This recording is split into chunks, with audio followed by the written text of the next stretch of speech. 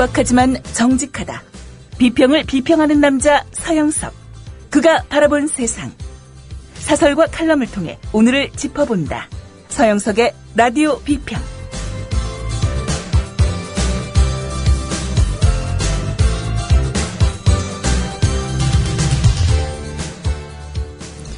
청취자 여러분 안녕하십니까, 서영석입니다. 박근혜 대통령이 오늘 국회에서 첫 시정연설을 했습니다.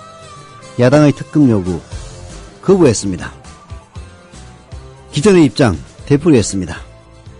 네, 국정원 계획과 관련해서도 국정원에서 안을 낼 테니까 국회에서 논의해달라라면서 국회 공을 떠넘겼습니다. 여야가 합의하면은 받아들이겠다라고 국회로 모든 것을 다 밀었습니다. 여야가 합의한다. 결국 새누리당이 박근혜 대통령의 대선 개입, 선거 부정에 대한 방파제가 되어달라는 그런 요구입니다. 그렇지 않아도 박근혜 홍위병이라는 그런 비유성을 받고 있는 새누리당, 앞으로도 더 그래야 할 판입니다. 윤상현이나 김진태 같은 홍위병들이 득세할 판입니다. 그렇게 해서 새누리당 얻을 거 아무것도 없습니다. 박근혜는 5년 대통령하고 물러나면 그뿐이지만은 새누리당은 앞으로도 계속 선거 치러야 합니다. 과연 임기 첫해 그야말로 철권 통치를 휘두르는 박근혜의 서슬에 숨지고 있는 새누리당이 과연 언제쯤 제 목소리를 낼지 궁금합니다. 박근혜 대통령의 시정연설을 보면서 정말 무섭다는 생각이 들었습니다. 네, 아주 그야말로 잘 연출된 하나의 그림이었습니다. 박근혜 대통령의 이미지를 부드럽게 혹은 단호하게 보일 수 있는 온갖 장치들, 옷, 액세서리, 말하는 투, 그야말로 포퓰리스트 그 자체였습니다. 강적은 강적입니다. 그러나 둘러갈 수는 없죠. 대선 개입, 관건 부정선거에 대한 국민들의 비판, 박근혜 정권이 정권을 내놓지 않는 이상 앞으로 5년간 계속 시달려야 할 원죄 그 자체입니다. 그럼에도 불구하고 반성하지 않는 박근혜 대통령, 과연 이 나라를 어떻게 끌고 갈 것인지 걱정이 되는 하루입니다. 라디오 비평 시작합니다. 함께하고 계신 방송은 정치평론가 서영석 미디어 협동조합 이사가 진행하는 라디오 비평입니다. 지상철 조합원 신청 광고입니다. 강화대교 앞에서 개념 부부가 만드는 개념 곰탕, 연지연 곰탕. 연지연이란 가마솥의 장작불로 온종일 구워내는 곰탕을 서로 나누어 이어지는 인연이란 뜻입니다. 연지연 곰탕이 민주주의를 열망하는 조합원 여러분과 국민의 건강을 책임지겠습니다. 곰탕 포장 판매는 한 팩 800g에 7,000원이며 7팩 이상은 무료 배송으로 드립니다. 연지연 곰탕은 강화대교 입구에 위치해 있습니다. 단체 주문 예약 및 포장 주문 전화번호는 010-7252-1114, 010-7252-1114, 031-989-9968.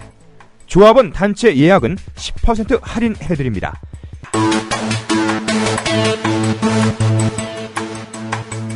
포장 판매 금액의 10%는 국민TV 후원금으로 쓰입니다.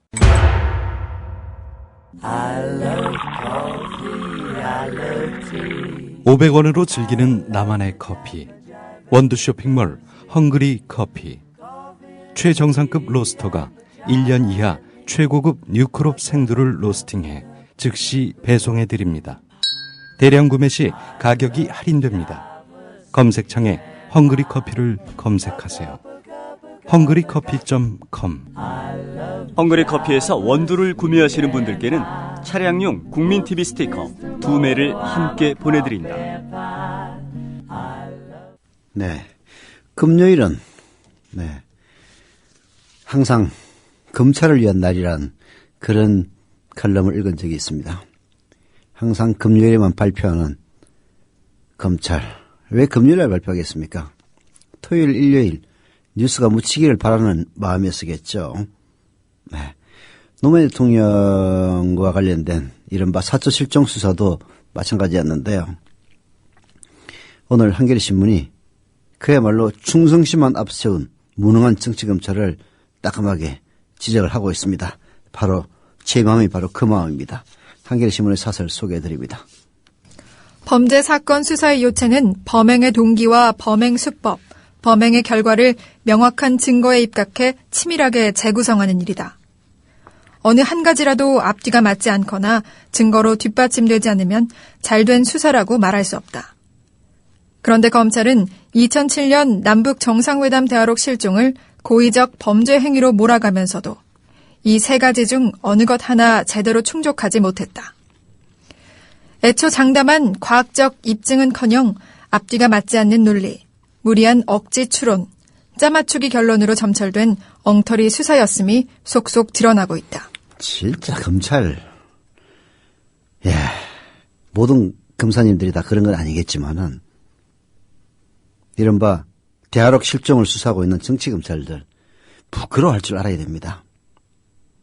정말 한 가닥 양심이라도 남아있는 검사라면 정말 창피하고 부끄럽고 쪽팔릴 줄 알아야 합니다. 이 정치검찰들은 수사의 가장 핵심적인 대목에서부터 거짓말을 했습니다.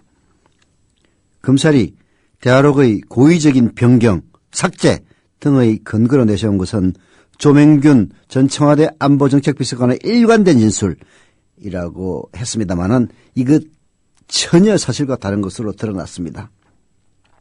조명균 전 비서관은 17일 기자회견을 통해서 노무현 전 대통령으로부터 대화록 삭제 지시나 국가기록원에 이관하지 말라는 지시를 받은 기억이 없다라고 얘기를 했습니다. 조명균 씨는 지난 1일 검찰 조사에서 부정확한 기억을 토대로 잘못된 진술을 했으나 7월 이후 검찰 조사에서는 부정확한 기억이라고 정정을 했다라고 밝히는데도 불구하고 검찰은 조명균 비서관의 이런 진술을 고의적으로 무시한 채 일관된 진술로 몰아간 것이죠. 이것은 수사의 신빙성을 밑바닥부터 바람도 안 됩니다. 열받아가지고. 흔드는 매우 중대한 사실관계 왜곡입니다. 결국은 노무현 대통령 혹은 노무현 대통령의 비서관들이 대화록을 일부러 바꾸고 고의로 삭제했다라고 발표하면서 그 근거로 내세운 것이 조명균 전 비서관의 진술이었는데 그 진술이 처음에는 기억이 잘 안 나가지고 잘못 얘기했다가 나중에 곰곰이 생각해 보니까 그게 아니다 해가지고 진술을 바꿨는데도 불구하고 일관되게 일부러 수정하고 일부러 삭제했다는 식으로 검찰이 발표를 한 겁니다. 이건 그야말로 사실관계를 왜곡하고 정치적인 목적을 달성하기 위해서 한 그야말로 검찰로서는 절대 해서는 안 될 범죄를 저지른 것이나 다름없다. 이런 지적인 거죠. 검찰은 범행의 동기, 즉 노 전 대통령이 대화록을 대통령 기록관으로 보내지 않은 이유도 제대로 설명하지 못한다. 그 이유는 자명하다.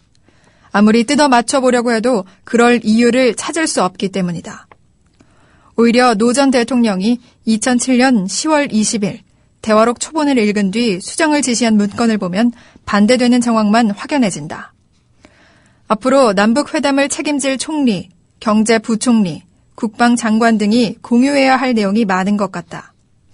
한자 한자 정확하게 다듬고 정확성 완성도가 높은 대화록으로 정리해서 이지원에 올려두시기 바란다. 일말의 양심이라도 있는 검사라면 이 문건을 읽으면서 자신들이 얼마나 나쁜 짓을 하고 있는지 부끄러움을 느꼈어야 옳다. 그렇습니다. 노무현 대통령은 고의적으로 변경하거나 삭제하기는커녕 대화록을 정말로 정확하게 고치고 또 고쳐서 다음 정권, 다음 남북회담을 책임질 그럴 사람들이 공유할 수 있도록 정말 한자 한자 정확하게 다듬어라. 이런 얘기를 해서 녹취록도 풀고 정언도 듣고 해서 잘못된 부분을 하나씩 수정했던 겁니다. 그걸 가지고 대화록 변조라고 얘기할 수 있는 그런 검찰의 양심에 진짜 어떤 틀이 나 있는 건지 궁금할 짝이 없습니다. 검찰이 제대로 설명하지 못하는 것은 범행의 결과에 대해서도 마찬가지입니다. 노무현 전 대통령이 대화록을 삭제하거나 은폐했다면 지금 대화록이 남아있지 않아야 옳지만 현실은 정반대입니다. 심지어 노무현 전 대통령은 대화록을 국정원에서 보관하면서 다음 대통령이 필요할 때 참고할 수 있도록 하라라고 지시함으로써 차기 대통령과의 정보 공유를 위한 협의란 배려도 했습니다. 이런 선의를 무시한 채 정치적으로 악용하고 국정원의 무단 공개라는 범죄 행위를 저지른 것이 바로 이명박 박근혜 정부입니다. 정말 노무현 대통령은 남북대화 김정일과 정상회담을 하면서 그때 했던 모든 은행들을 철저하게 기록해서 잘못된 것은 고치고 정확하게 한자 한자 정확하게 기록을 해서 이거를 비지정 기록물로 해놓으면은 15년, 20년간 아무도 못 봅니다. 다음 정권에서 남북회담을 하려면은 과거 정권의 남북회담 그 경과, 그 결과물을 열람을 할 수 있어야 되는데 그래서 지정 기록물로 하지 않고 국정원의 1급 비밀로 분리해서 국정원에 그렇게 해서 완성된 정확한 원본을 가져다 두면서 다음 대통령 혹은 다음 정권이 참고할 수 있도록 배려까지 했던 겁니다. 그런 그 배려를 그야말로 원수로 갚은 거죠. 그 정상회담 대화록에서 뭔가 그때 당시 야당의 대통령 후보였던 문재인 후보를 흠집낼 수 있는 그 무언가를 찾아내기 위해서 혈안이 돼서 결국은 사전에 유출하고 그걸 줄줄줄줄 읽어놓고 그래 읽었던 그 무성대장이라는 별명을 갖고 있다는 나름대로 보수기질을 갖고 있다는 그 김무성이 검찰 넣어 산다는 얘기가 깨우 찌라시를 보고 읽은 거다. 정말 집권당의 자격이 있는 것인지 박근혜 대통령이 대통령의 자격이 있는 것인지 진지하게 물어보지 않을 수 없는 겁니다. 그런 선의를 무시한 채 정치적으로 악용하고 국정원의 무단 공개라는 범죄 행위를 저지른 이명박 박근혜 정부. 지금은 몰라도 결국은 심판받을 겁니다. 검찰이 새누리당의 정치 공세에 도움을 주려고 얼마나 노심초사하고 있는지는 잘 알지만 충성심을 입증하려면 좀 더 그럴듯한 수사 결과를 내놓아야 했다. 부실 감찰을 비롯해 요즘 검찰이 내놓는 결과물은 하나같이 엉성하고 치졸하게 짝이 없다. 충성심만 앞서고 능력은 제대로 뒷받침이 안 되는 무능한 정치 검찰이야말로 가장 꼴불견이다. 네. 이 정치 검찰들이 새누리당의 정치 공세에 도움을 주려고 노심초사하는 것은 알겠습니다만 하려면 제대로 하라. 뭔가 앞뒤가 좀 맞던가. 최소한의 상식이라도 충족시켜주던가. 아니면 차라리 말을 하지 말던가. 그래야 되는 것 아닙니까? 억지로 새누리당의 장단에 발맞추기 위해서 그야말로 사실을 왜곡하고 사실을 왜곡하는 정도가 아니라 그야말로 거꾸로 발표할 수 있는 양심의 털난 검사들 얼마나 출세할지 지켜보겠습니다. 노래 하나 듣고 계속하죠. 빅뱅의 거짓말 듣고 오는 동안 조합원 여러분들의 정자나 혹은 청취자 여러분들의 조합원 가입 당부드립니다. 네, 노래 나갑니다.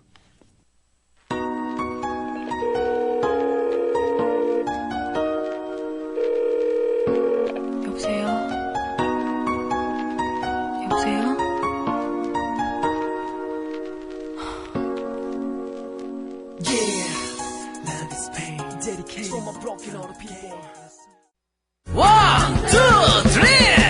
안녕하세요. 이번에 앨범을 발표한 가수 현우입니다. 정의롭고 행복한 사회를 만들고자 하는 국민TV, TV 개국을 위해 재능 기부를 하려고 합니다. 재능 기부 방법은 저의 앨범을 통한 다음과 네이버 등 포탈 또는 음악을 다운받을 수 있는 음악 전문 사이트에 온라인 다운로드 관련 모든 수익을 전액 기부하려고 합니다. 작고 미비할지 모르나 국민TV, TV 개국에 도움이 되었으면 합니다. 감사합니다.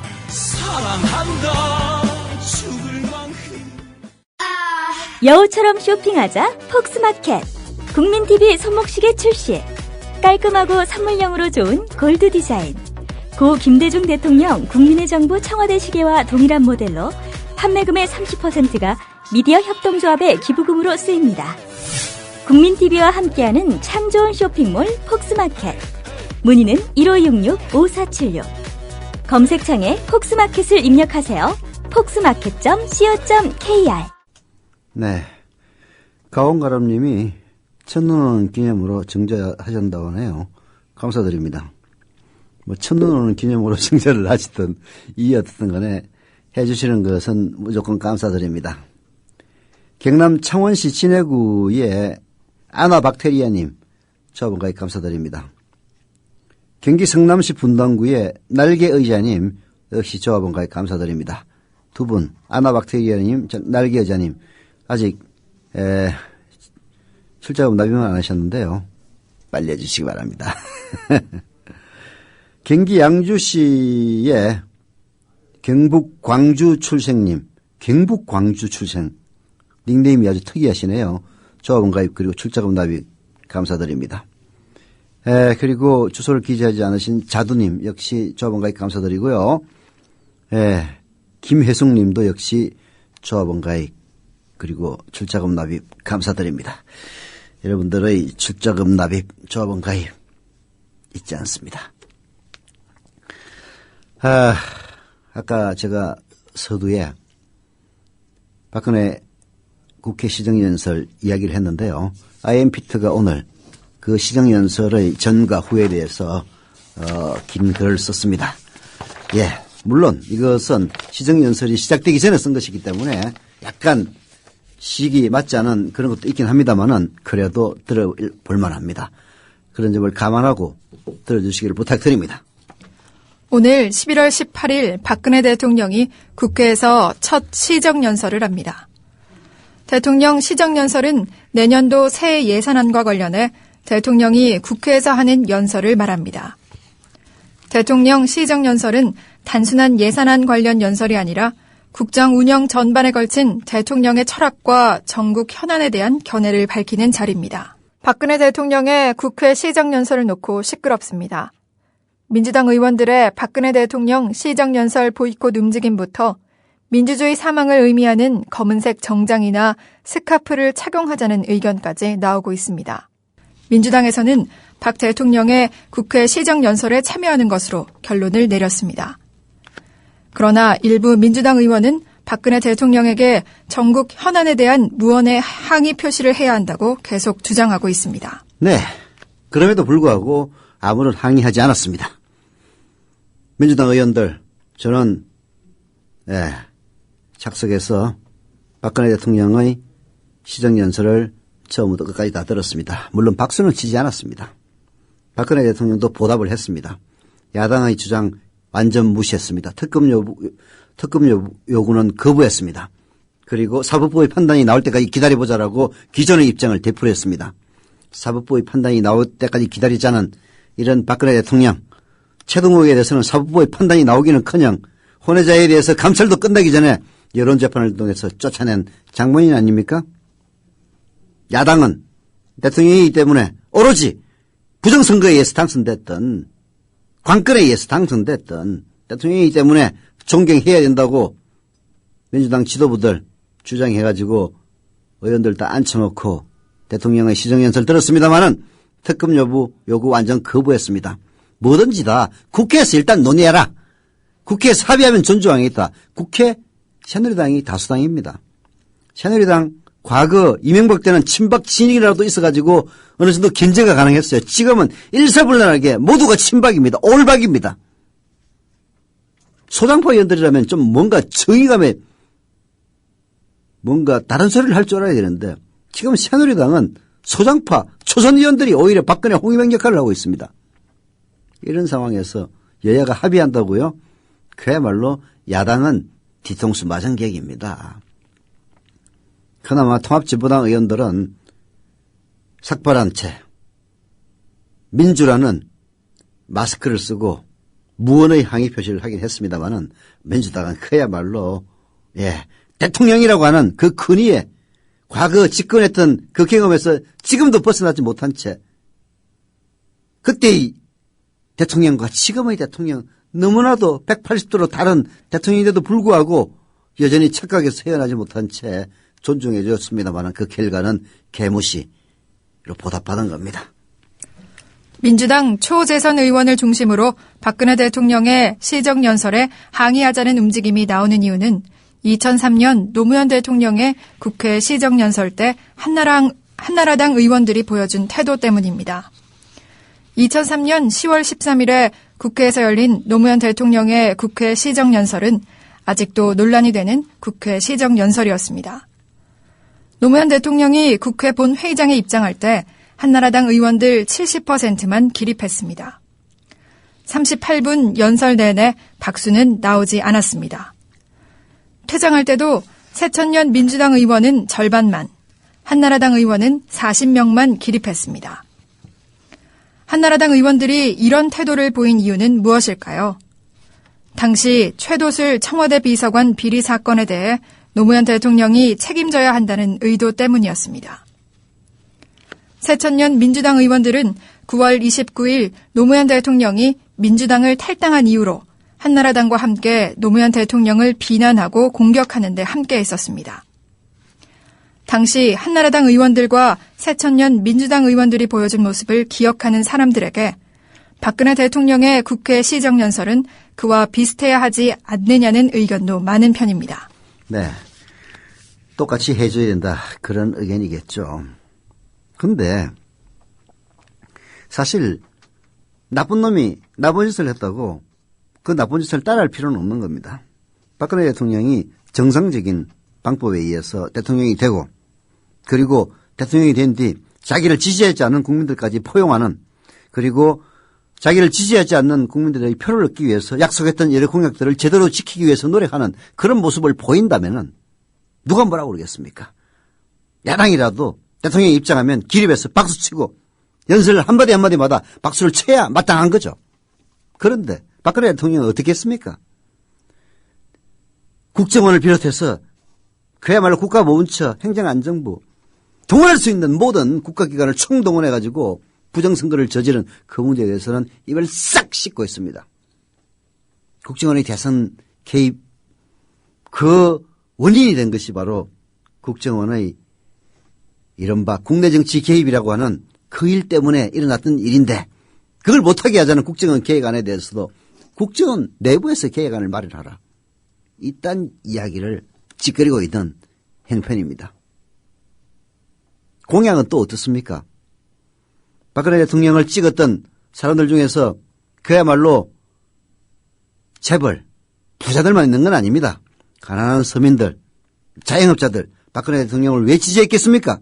경제민주화를 하고 서민들을 위하고 소외받는 노령층을 위하고 그리고 항상 을의 관계에 있는 자영업자들을 위하는 그런 정치를 해주기를 바랬고 그런 약속을 했기 때문에 지지한 것 아닙니까? 대통령이 되고 나서 완전히 그런 약속을 다 내팽개치고 있는 그런 상황입니다. 대통령으로 뽑힌 것도 부성에 의해서 뽑혔는데 뽑히고 나서 하는 행동들도 역시 배신과 부정의 정치만 하고 있습니다.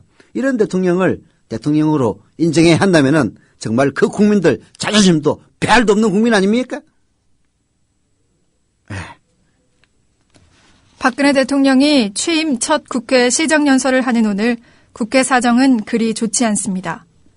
민주당과 새누리당이 국정원 대선 개입 사건, NLL 대화록 등으로 계속 충돌하고 있으며 통합진보당의 정당 해산한 사태도 물려있기 때문입니다.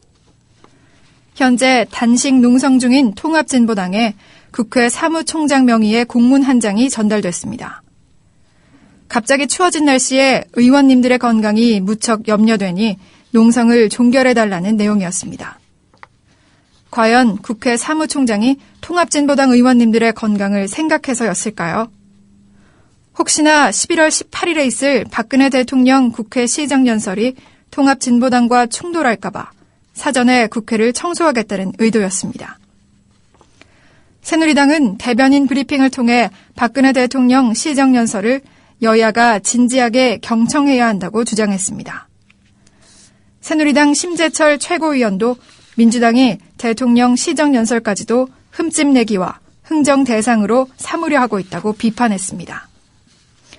2003년 노무현 대통령 국회 시정연설 당시 한나라당이 했던 모습을 떠올리는 사람은 도저히 이해될 수 없는 말들을 2013년 새누리당이 박근혜 대통령을 위해 하고 있습니다. 네, 참. 사람이라는 게 원래 그런 존재입니다. 자기가 하면 로맨스고 남이 하면 불륜이죠. 항상 자기 입장에서만 모든 일을 재단하는 것이 어리석은 인간들이긴 합니다. 하지만 국민의 대표로 뽑힌 국회의원들이라면 최소한의 공정성은 보여줘야 하죠. 비록 자기 자신을 지지한 국민들은 다른 국민이라 하더라도 소선구구제의 특성상 과반수 미만의 지지를 받고 국회에 진출하는 사람들이 대부분입니다. 그렇다면 자기를 지지하지 않은 국민들에 대해서도 항상 배려의 마음을 갖는 것이 온당한 일입니다. 하지만 새누리당은 특히 박근혜 대통령과 관련된 일만 걸리면은 철저하게 자기 위주의 사고방식만을 펼치고 있습니다. 자기가 야당일 때 노무현 대통령에게 가했던 그런 인격적인 모독 이런 것들은 전혀 다 까먹어버린 채 박근혜 대통령에 대해서 박근혜 씨라 불렀다는 것이 마치 신성모독이라도 되는 것이냐 화를 내고 열받아서 하루 종일 논평을 쏟아내는 그런 새누리당의 모습을 보면은 정말 저 정당이 대한민국을 대표하는 다수 정당이 맞는가, 집권 여당이 맞는가, 그럴 자격이 있는가 근본적인 의문을 품게 만듭니다. MBC는 8시 뉴스데스크에서 무례한 국회, 대통령 연설 블랙 투쟁이라는 보도를 통해 박근혜 대통령의 국회 시정연설에서 국회의원들이 일어나지 않거나 박수를 치지 않는 무례를 우려한 뉴스를 내보냈습니다. 조선일보는 11월 18일 일면에 대선 연장전 333일 마침표를 찍자는 기사를 조간신문에 실었습니다. 정치권 자멸의 길로 가라는 연관 기사를 보면 여야 대립을 다룬 듯 보입니다. 그러나 속내는 결국 박근혜 대통령의 국회 첫 시정연설에 예의를 지키자는 뜻입니다.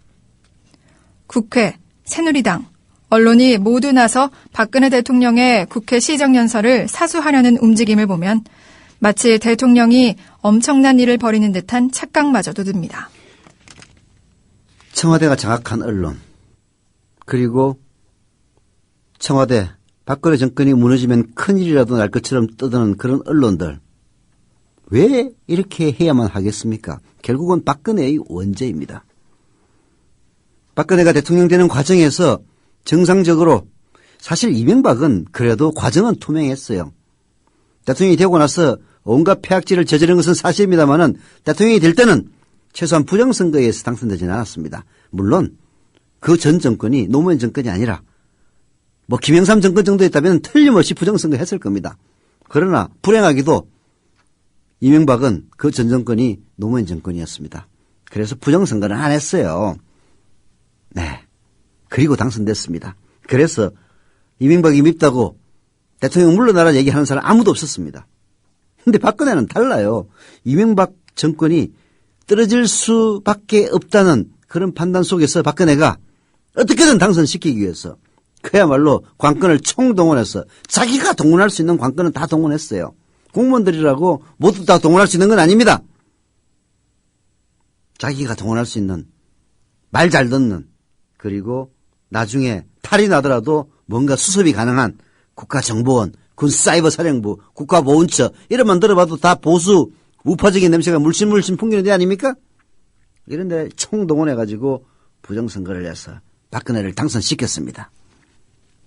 그런 박근혜가 국회에 오니까 야당들이 발끈할 수밖에 없는 것이고 혹시라도 그것이 박근혜의 근위에 흠집이라도 날까 봐서 청와대가 장악한 언론들, MBC 그리고 지금의 정권이 무너지면은 그야말로 올 때 갈 때 없어지는 이른바 수구 언론들 그런 언론들이 박근혜 실드를 쳐주고 있는 겁니다.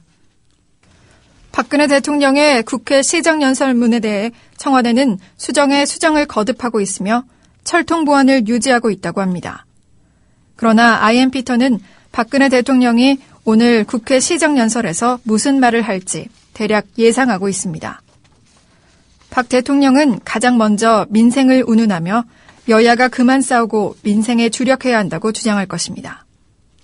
또한 수정된 대선 공약에 대해서는 불가피했으며 자신은 대선 공약을 앞으로 계속 실천할 것이라고 밝힐 것입니다. 국정원과 사이버 사령부 등의 대선 개입에 대해서는 책임을 묻겠지만 특위나 특검 등의 부분은 국회가 알아서 해야 한다고 말하리라 예상됩니다. IMPT 예상은 맞았습니다. 참 그야말로 유체이탈 화법. 자기가 잘못을 저질러 놓고 자기가 심판자인 것처럼 자기 자신이 마치 제3자인 것처럼 이야기하는 것이 바로 유체이탈 화법입니다. 그런 유체이탈 화법을 들을 때 사람들은 제일 화가 납니다. 아니 진짜 반성하고 잘못했다고 고해야 될 그 사람이 자기가 심판자인 것처럼 그렇게 제3자인 것처럼 뻔뻔스럽게 이야기하는 그런 걸 보면 사람들 화가 안 날 수가 없는 거죠. 박근혜 대통령의 첫 시정연설이 그랬습니다. 정말 사전에 치밀하게 어떻게 하면 국민들의 눈에 들 수 있을까? 청와대 참모진들 박근혜 대통령의 의상, 액세서리, 말하는 투 가르치기 위해서 정말 애를 쓴 흔적은 역력했습니다. 하지만 중요한 것은 진실 아니겠습니까? IMPT가 지적하는 대로 2003년 노무현 대통령처럼 박근혜 대통령이 국정원 대선 개입 의혹 사건 등에 대해서 재신임을 묻겠다. 이렇게 제안한다면 정말 박수를 칠 겁니다. 흔히 국회에서 대통령을 향한 예의를 안 지킬 때 하는 논리 중에는 미국 의회를 예로 듭니다. 미국은 대통령이 의회에서 연설할 때 기립박수는 물론이고 제대로 환영과 우대를 해줍니다. 문제는 그것이 대한민국과 비교 대상이 될 수 있느냐는 부분입니다. 의회는 법률안 제정, 통과와 정부 견제 기능을 가진 곳입니다. 그러나 대한민국에서는 이런 기본적인 의회의 역할이 항상 무너지고 있는 상황입니다. 강력한 대통령 중심제에서 대통령이 전국 현안에 대해 소통하지 않으면서 무조건 예의만 지키자고 외치는 것도 참 웃깁니다. 박근혜 대통령은 2004년 한나라당 대표 시절 이해찬 총리가 대독하는 노무현 대통령 시정연설에 대해서 야당 무시 발언, 그 지지 국민도 무시, 야당도 국민 대표에 국회에 들어왔는데 그 앞에서 무슨 시정연설, 무슨 이라는 메모를 한 것이 적발된 적이 있습니다. 국회 사진기자들 박근혜 대통령이 2004년 한나라당 대표 시절에 노무현 대통령의 시정연설을 대독하는 이해찬 총리를 앞에다 두고 썼던 그 메모 다 기록에 남기고 있습니다. 국민 앞에서 야당을 무시하면서 야당을 지지하는 국민도 무시하면서 무슨 그 앞에서 시정연설을 하느냐 모순이다. 바로 박근혜에게 들려주고 싶은 이야기입니다. 국민들은 지금 추운 날씨에 민주주의를 지켜내자고 외치면서 국가기관의 대선 개입 부정사건 진상규명을 요구하고 있습니다. 그런 상황에서 강압적으로 국회, 언론, 새누리당, 청와대가 나서서 대통령에 대한 예의를 지키자고 외치고 있습니다. 그게 바로 모순입니다. 대통령이 박수를 받건 안 받건 그게 중요한 건 아닙니다. 박수를 안 친 것이 엄청난 사건을 향한 국민의 뜻을 대표해서인지 박수를 강요하는 정치 공작이 과연 정당한 것인지 따져봐야 합니다. 대통령이 박수를 억지로 강요해서 받을 때야말로 민주주의가 무너지는 일이며 그때가 바로 그 대통령이 대통령직에서 떠나야 할 때입니다. 대통령이 박수를 억지로 강요해서 받을 때 그게 바로 민주주의가 무너지는 일이며 그때가 바로 대통령이 그 자리에서 떠나야 할 때라는 IMPT의 지적, 박근혜 대통령에게 해주고 싶은 말입니다. 노래 하나 듣고 오겠습니다. 21의 박수쳐 듣고 오는 동안 역시 조합원가에 부탁드립니다.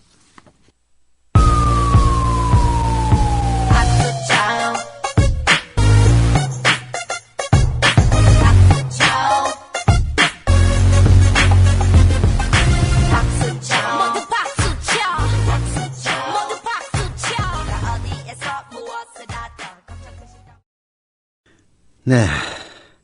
오늘 오후 4시부터 6시까지 선거부정 국정원 어제와 오늘 그리고 내일이라는 제아의 특집 방송을 합니다.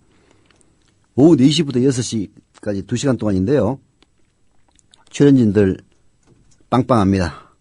서화숙 한국일보 선임기자, 그리고 국회 정보위 간사 정청래 의원, 민주당 의원이죠. 그리고 광노현 전 서울교육감, 서울시 교육감 등이 출연합니다. 많은 청취 바랍니다. 광고하겠습니다. 서영석 노정면이 지금 단식하고 있습니다. 저는 사실 단식 끝났습니다. 지난주 금요일자로 50일간의 장정을 마쳤습니다. 건강을 위해서죠.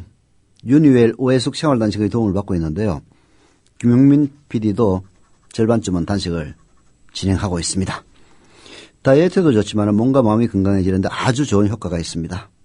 오해숙 생활단식에서 국민TV 조합원 여러분들을 특별한 조건으로 모신다고 합니다. 지금 신청하시면 오해숙 생활단식 윤희웰이 참여자 모두에게 미래협동조합 출자금 1자를 제공합니다.